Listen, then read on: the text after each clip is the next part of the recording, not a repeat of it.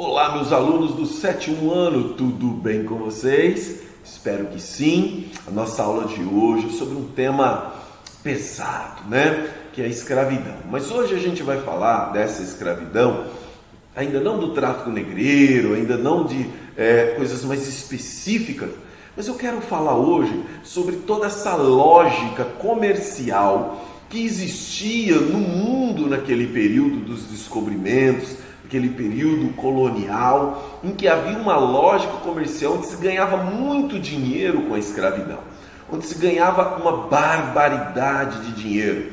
Há quem diga, historiadores dizem, que se ganhou muito mais dinheiro com o comércio de pessoas, com o comércio de escravos, do que mesmo com a renda que o escravo dava pelo seu trabalho.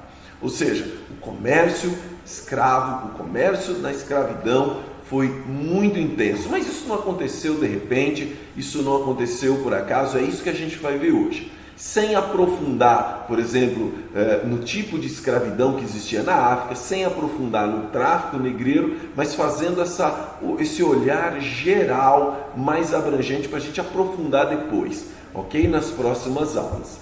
Então vamos lá para a nossa aula de hoje. Só para a gente entender o que é ser escravo. Bom, normalmente a gente associa a escravidão negra, né? Mas a escravidão negra africana não foi o único tipo de escravidão. Muito, mas muito antes, né? Há milênios a escravidão existe de diversas formas.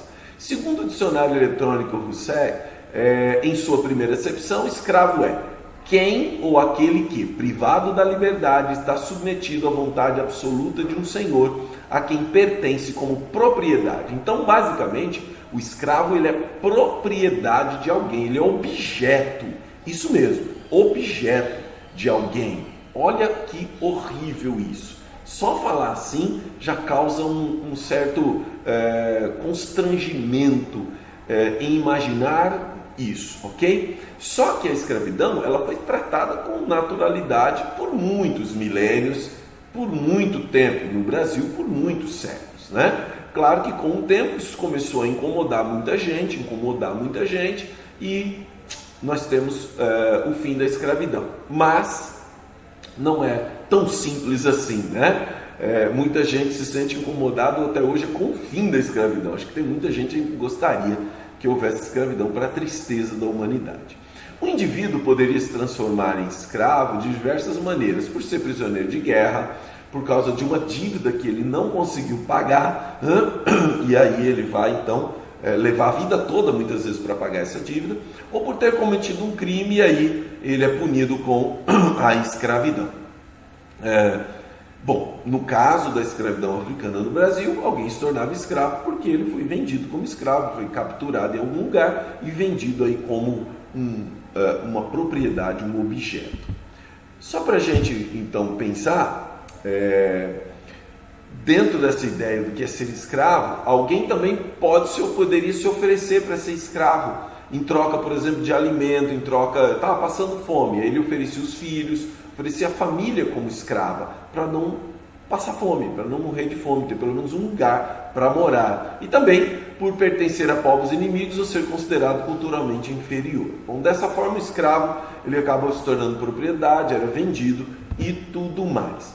Com as grandes navegações, Portugal, ele indo ao mar, né, sendo a primeira nação, mas não a única, claro, depois Espanha, França, Inglaterra, todo mundo vai ao mar, mas no primeiro momento Portugal já tomou a iniciativa muito antes, desde 1415, quando ele toma o Ceuta e vai para a costa africana, ali estabelecendo feitorias e fazendo relações comerciais com aqueles povos, né? A intenção dele era essa. Quando Pedro Álvares Cabral vem para o Brasil, que é todo um movimento de navegação, a gente vê, por exemplo, quando a gente vai estudar os mapas das correntes marítimas, ele tinha que passar por ali por causa das correntes marítimas, e ele vindo ali acaba encontrando o Brasil. Mas ele já tem fixos ali vários comércios com a África, né? Várias relações com os africanos. A partir do século XVI foi com a escravidão que o Império Português passou a sustentar sua colônia de exploração,